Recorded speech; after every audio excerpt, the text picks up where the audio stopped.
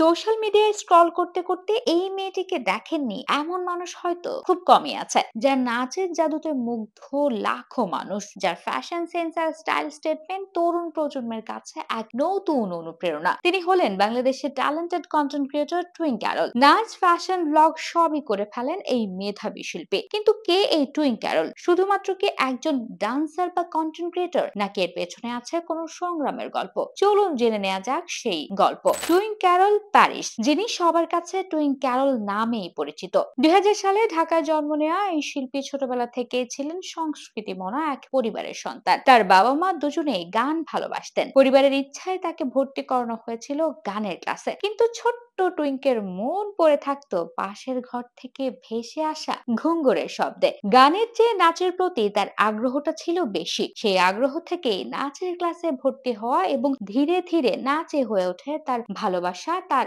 ধ্যান জ্ঞান। ঢাকার স্বনামধন্য হলিক্রস কলেজ থেকে মাধ্যমিক ও উচ্চ মাধ্যমিক শেষ করে তিনি ভর্তি হন ঢাকা বিশ্ববিদ্যালয়ের নৃত্যকলা বিভাগে। বর্তমানে তিনি ভারতীয় শাস্ত্রীয় নৃত্য, কত্থকের উপর অনার্স করছেন। তবে আজকের এই সফলতার পথটা মোটেও সহজ ছিল না। যখন তিনি নাচকে ভালোবেসে প্রাতিষ্ঠানিকভাবে পড়ার সিদ্ধান্ত নেন, তখন আশপাশের মানুষ, এমনকি কিছু আত্মীয় স্বজনের কাছ থেকেও শুনতে হয়েছিল নানা কটূক্তি। নাচ শিখে কি হবে, এর ভবিষ্যৎ কি, এমন হাজারো প্রশ্ন তাকে মানসিকভাবে দুর্বল করার চেষ্টা করেছিল। কিন্তু তার বাবা মায়ের পূর্ণ সমর্থন এবং নিজের ভেতরের অদম্য ইচ্ছা শক্তির জোরে তিনি দমে যাননি। সব নেতিবাচকতাকে পেছনে ফেলে তিনি এগিয়ে গেছেন নিজের স্বপ্নের পথে। টুইন ক্যারল নাচের মাধ্যমে তার যাত্রা শুরু করলেও তিনি দ্রুত সোশ্যাল মিডিয়ার প্ল্যাটফর্মে নিজেকে প্রতিষ্ঠা করতে শুরু করেন। তার ক্যারিয়ারের মোড় ঘুরিয়ে দেয় ২০২০ সালের কোভিড মহামারী। যখন পুরো পৃথিবী ছিল লকডাউনে বন্দী, তখন টুইঙ্ক সোশ্যাল মিডিয়াকে বেছে নেন তার প্রতিভা প্রকাশের মাধ্যম হিসেবে। তিনি তার নাচের ভিডিও শেয়ার করতে শুরু করেন,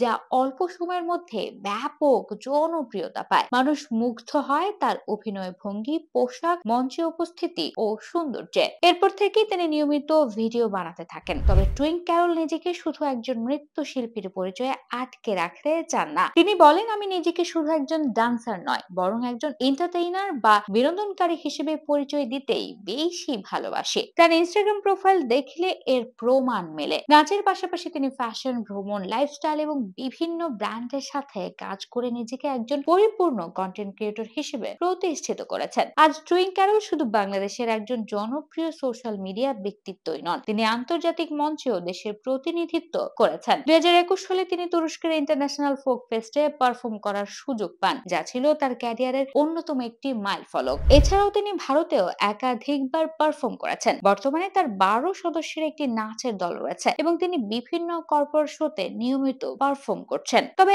এত সাফল্যের পরেও তার মনে একটি আক্ষেপ রয়ে গেছে। তিনি মনে করেন, আমাদের দেশে একজন নৃত্যশিল্পী যে সম্মান ও পারিশ্রমিক পান, তা একজন সঙ্গীত শিল্পীর তুলনায় অনেক কম। এই ব্যবধান দূর করতে এবং নৃত্যশিল্পীদের জন্য একটি উত্তম প্ল্যাটফর্ম তৈরি করতে তিনি কাজ করে যেতে চান। একজন সাধারণ মেয়ে থেকে আজকে তারকা হয়ে ওঠার এই যাত্রা বহু তরুণ তরুণীর জন্য এক বিশাল অনুপ্রেরণা।